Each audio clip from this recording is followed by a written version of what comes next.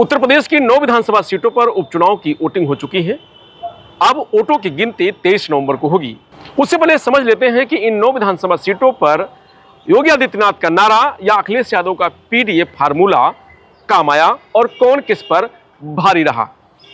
तो जिन 9 सीटों पर उपचुनाव हुए उनमें से 4 सीटें करहल, सीसामऊ, कटेहरी और कुद्रकी सपा के पास थीं। 5 पर एनडीए ने जीत दर्ज की थी। अगर एग्जिट पोल की बात करें तो कोई 2 सपा को, तो 6 बीजेपी को और 1 आरएलडी को दे रहा है, तो कोई 5 बीजेपी को और 3 सपा को और 1 आरएलडी को दे रहा है। समाजवादी पार्टी के मजबूत गढ़ कुंदरकी में बड़ा उलटफेर दिखा है। यहां बटोगे तो कटोगे का असर चलता दिख रहा है। विरासत की सीट पर करहल में सपा की जीत लगभग तय मानी जा रही है। नसीम सोलंकी के आंसू भी काम आ रहे हैं। पहली बार उपचुनाव लड़ रही बसपा को खाली हाथ रहना पड़ेगा। इनमें अलीगढ़ की खैर, गाजियाबाद और फूलपुर सीट भाजपा जीती थी। मंझवा निषाद पार्टी और मीरापुर राष्ट्रीय लोकदल ने जीती थी। कानपुर की सीसामऊ, मुरादाबाद की कुंदरकी और मुजफ्फरनगर की मीरापुर सीट सबसे ज्यादा चर्चा में रही है। इन सीटों के लिए खुद अखिलेश यादव को प्रेस कॉन्फ्रेंस तक करनी पड़ी। अधिकारियों पर आरोप लगे, इसके बाद एक्शन भी लिया गया। 5 पुलिस अधिकारी सस्पेंड हुए, 7 को चुनाव ड्यूटी से हटा दिया गया। सीटवार क्या रहा, इस पर चर्चा कर लेते हैं। तो मैनपुरी की करहल सीट शुरू से अंत तक चुनावी समीकरण तेज प्रताप यादव के फेवर में दिखाई दिए। भाजपा ने अनुजेश यादव को उतारा। यादववास यादव मुकाबले को दिलचस्प बनाया। 22 साल पहले भाजपा ने यहां यादव कैंडिडेट को उतारा और जीत दर्ज की थी। यादव बाहुल इस सीट पर लोगों में चर्चा थी कि यहां जो भी विकास हुआ है वह सब समाजवादी पार्टी की देन है। मुलायम सिंह यादव, अखिलेश यादव समेत सेफई परिवार का लोगों से जुड़ाव है। इसका फायदा तेज प्रताप यादव को मिलता दिखाई दिया। खुद डिंपल यादव, अखिलेश यादव, शिवपाल यादव इस सीट पर लगातार कैंपेनिंग करते पहुंचे। हालांकि यहां जीत हार का मार्जिन कम हो सकता है। कानपुर की सीसामऊ में हर दिन चुनावी सीन बदलता दिखाई दिया। यहां भाजपा हिंदू वोटरों के सहारे चुनावी मैदान में उतरी। भाजपा ने बटोगे तो कटोगे नारे के साथ जबरदस्त कैंपेनिंग की, लेकिन उसे इसका नुकसान उठाना पड़ा। मुस्लिम वोटर एकजुट हो गए। सपा ने बीजेपी पर नफरत फैलाने का आरोप लगाते हुए सीट पर अपनी हवा बरकरार रखी है। प्रचार प्रसार के दौरान सपा प्रत्याशी नसीम सोलंकी के छल के आंसुओं ने लोगों को जोड़ने का काम किया है। मुरादाबाद की कुंदरकी सीट शफीकुर रहमान बर्क की कर्मभूमि रही है। उनके पोते जियाउर रहमान बर्क यहां 2022 में बड़े मार्जिन से चुनाव जीते थे। उनके सामने तब मोहम्मद रिजवान ने बसपा के टिकट पर चुनाव लड़ा और हार गए। इस बार सपा ने उन्हें उतारा है क्योंकि रिजवान 3 बार यहां से चुनाव जीत चुके हैं। 60% मुस्लिम वोटर वाली इस सीट पर भाजपा ने 2 बार चुनाव हार चुके रामवीर पर फिर से भरोसा जताया। रामवीर लोगों के बीच गए, उनसे 2.5 साल मांगे। जालीदार टोपी पहन मुस्लिम वोटरों में अपनी अलग पहचान बनाने की कोशिश की। मुस्लिम कम्युनिटी में एक बार फिर उन्हें मौका देने पर चर्चा शुरू हुई। इसके अलावा बसपा, AIMIM, आजाद समाज पार्टी ने तुर्क बिरादरी के कैंडिडेट उतारा। सपा का समीकरण बिगाड़ा। वहां वोट बिखरता दिखाई दे रहा है। इलाके में भाजपा का रामपुर मॉडल भी काम करता दिखा। यहां हार जीत का मार्जिन दिलचस्प हो सकता है। प्रयागराज की फूलपुर सीट पर मेन मुकाबला दीपक पटेल और मुंतजा सिद्दीकी के बीच दिखाई दिया है। पटेल बाहुल इस सीट पर पूर्व सांसद केसरी देवी पटेल के बेटे दीपक पटेल ने जाति समीकरण साधा है, तो वहीं कांग्रेस के जिला अध्यक्ष ने निर्दलीय नामांकन कर सपा के लिए मुसीबतें खड़ी कर दी।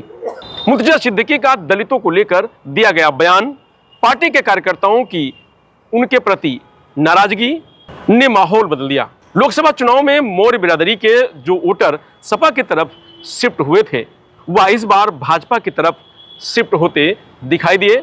यही वजह रही कि पहले जहां सपा के पक्ष में हवा बह रही थी, कैंडिडेट के ऐलान के बाद से यह उसके खिलाफ हो गई। मिर्जापुर की मंझवा सीट भाजपा के टिकट पर 2017 में चुनाव जीती सुचिस्मिता मौर्य यहां फिर से पुराने समीकरण साधते हुए दिखाई दी। वह पूर्व विधायक रामचंद्र मौर्य की बहू हैं।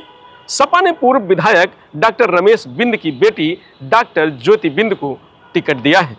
यहां बसपा ने दीपक तिवारी को मैदान में उतारा है, जिन्होंने ब्राह्मण और मुस्लिम दलित समीकरण को साधा, जो सपा को नुकसान पहुंचाते हुए दिखाई दे रहे हैं। उपचुनाव में सबसे कम वोटिंग गाजियाबाद की सदर सीट पर हुई है। यहां भाजपा ने नगर महामंत्री संजीव शर्मा को मैदान में उतारा था, जिनके इलाके में मजबूत पकड़ है। वहीं सपा ने इस सीट पर राज जाटव को कैंडिडेट बनाया। 1,50,000 के बड़े मार्जिन से 2017 में चुनाव जीतने वाली भाजपा की हवा अंत तक बनी रही। हालांकि यहां हार जीत का मार्जिन बड़ा बदलाव दिखा सकता है। जाटलैंड कही जाने वाली अलीगढ़ की खैर सीट पर भाजपा को राष्ट्रीय लोकदल से गठबंधन का फायदा मिलता दिखा। विकास सुशासन के मुद्दे के साथ हवा भाजपा के फेवर में दिखाई दी। हालांकि चारुकैन ने सभी समीकरण साधने की कोशिश की। यहां 2022 के मुकाबले 15.6% कम वोटिंग हुई है। कटेहरी सीट पर 2022 में लालजी वर्मा ने 93,000 वोटों से जीत दर्ज की। इसके बाद अंबेडकर नगर सीट से लोकसभा चुनाव लड़ा और सांसद बन गए। उपचुनाव के ऐलान के साथ ही उन्होंने अपनी पत्नी शोभावती वर्मा को चुनावी मैदान में उतारने की तैयारी शुरू कर दी। सपा में टिकट की रेस में दौड़ रहे अन्य नेताओं और उनके कार्यकर्ताओं में इस बात की नाराजगी दिखी। वहीं धर्मराज निषाद ने यहां जाति समीकरण साधे। भाजपा ने लास्ट मोमेंट पर पार्टी में नाराज चल रहे नेता कार्यकर्ताओं को मना लिया। बसपा प्रत्याशी कुछ खास प्रभाव नहीं डाल पाए। सपा भाजपा में कांटे की लड़ाई दिखाई दे रही है। लोकसभा चुनाव में राष्ट्रीय लोकदल के टिकट पर कादिर राणा सांसद बने। इससे पहले वह 2007 चुनाव में मीरापुर सीट से विधायक चुने गए थे। उपचुनाव में राष्ट्रीय लोकदल ने मिथिलेश पाल को चुनावी मैदान में उतारा। उन्होंने जीत दर्ज की। इस बार भी मिथिलेश पाल ने 15 साल पुराने समीकरण को साधते हुए नजर आईं और भाजपा गठबंधन का फायदा उन्हें मिलता दिख रहा है। समाजवादी पार्टी से कादिर राणा की बहू सुम्बुल राणा चुनावी मैदान में उतरी हैं। वहीं बसपा, आजाद समाज पार्टी और ओवैसी की AIMIM पार्टी ने सपा के लिए मुश्किलें खड़ी की हैं। हालांकि यहां कम वोटिंग रिजल्ट को दिलचस्प बना सकती है। यह विधानसभा उपचुनाव सोशल मीडिया पर छाया रहा। मीरापुर सीट पर पथराव, कुंदरकी में वोटर्स को रोकती पुलिस और सीसामऊ में पुलिस व सपा कार्यकर्ताओं के बीच झड़प के वीडियो सोशल मीडिया पर वायरल हुए। भाजपा और सपा की ओर से बार बार निर्वाचन आयोग को चुनाव में गड़बड़ी की शिकायत की गई। भाजपा ने मीरापुर, कुंदरकी और सीसामऊ में सपा पर फर्जी मतदान कराने के आरोप लगाया। वहीं समाजवादी पार्टी ने भी पुलिस के दम पर फर्जी मतदान कराने और सपा के मतदाताओं को मतदान से रोकने के आरोप लगाए। मतदान के दौरान सपा अध्यक्ष अखिलेश यादव ने सत्ता पक्ष पर गंभीर आरोप लगाए। इसके बाद भाजपा प्रदेश अध्यक्ष भूपेंद्र चौधरी ने भी प्रेस कॉन्फ्रेंस कर सपा पर चुनाव में कानून का उल्लंघन करने का आरोप लगाया। वहीं सीसामऊ सीट पर भाजपा प्रत्याशी सुरेश अवस्थी अपने समर्थकों संग GIC मैदान के पोलिंग स्टेशन पर पहुंचे। यहां जमकर नारेबाजी हुई, हंगामा खड़ा हो गया। उपचुनाव में समाजवादी पार्टी ने दबाव की रणनीति बनाई थी, इसलिए सुबह से ही सपा ने प्रशासन और सरकार पर आरोप लगाने शुरू कर दिए। 5 पुलिसकर्मी निलंबित करने से सपा अपने दबाव की रणनीति में सफल रही। इस चुनाव से सरकार के अस्तित्व पर कोई असर नहीं पड़ रहा है, इसलिए वोटर्स ने अपनी सहूलियत से मतदान किया। लेकिन उपचुनाव में कभी कभी सरकार के खिलाफ नाराजगी जाहिर करने के लिए भी मतदान करते हैं। जैसे यूपी में 2018 में गोरखपुर और फूलपुर लोकसभा उपचुनाव में वोटरों ने सत्ताधारी दल भाजपा को हरा दिया था। इस चुनाव में पोस्टर और नारों का बड़ा असर दिखाई दिया है। 27 में सत्ताधीश यह पोस्टर राजधानी लखनऊ में लगे। पोस्टर में अखिलेश यादव की तस्वीर थी। दूसरी तरफ प्रदेश भर में बटोगे तो कटोगे के नारे से साथ CM योगी के पोस्टर लगाए गए। मैसेज में साफ था कि 2027 के लिए अभी से सियासी बिसात बिछाई जा रही है। लोकसभा चुनाव का मोमेंटम बनाए रखने के लिए सपा ने PDA फार्मूला, आरक्षण और संविधान की बातें दोहराई।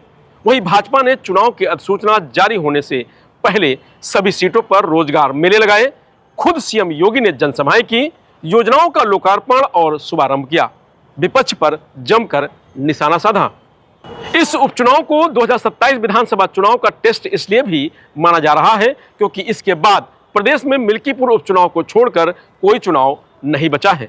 लोकसभा चुनाव के रिजल्ट के बाद सपा मजबूत पार्टी बनकर उभरी, वहीं भाजपा रिकवरी मूड में नजर आ रही है। ये उपचुनाव 2027 विधानसभा चुनाव की राजनीतिक दशा और दिशा तय करेगा। यही वजह है कि कैंडिडेट के चयन के लिए भाजपा ने सबसे ज्यादा मंथन किया। नामांकन की अंतिम तारीख से ठीक एक दिन पहले प्रत्याशी घोषित किए। इसके बाद सीएम योगी हो या सपा मुखिया अखिलेश यादव, दोनों ने प्रचार में कोई कोर कसर नहीं छोड़ी। योगी ने 5 दिन में 13 जनसभाएं और 2 रोड शो किए, तो अखिलेश यादव ने 13 जनसभाएं और 1 रोड शो किया। इसके अलावा पार्टी के स्टार प्रचारक पूरी ताकत से इन 9 सीटों पर प्रचार करने पहुंचे। दोनों डिप्टी सीएम केशव प्रसाद मौर्य और ब्रजेश पाठक और प्रदेश अध्यक्ष भूपेंद्र चौधरी ने प्रत्याशियों के लिए वोट मांगे। सपा से डिंपल यादव, शिवपाल यादव, लोकसभा चुनाव में जीते आदित्य यादव और इकरा हसन प्रचार करने पहुंचे।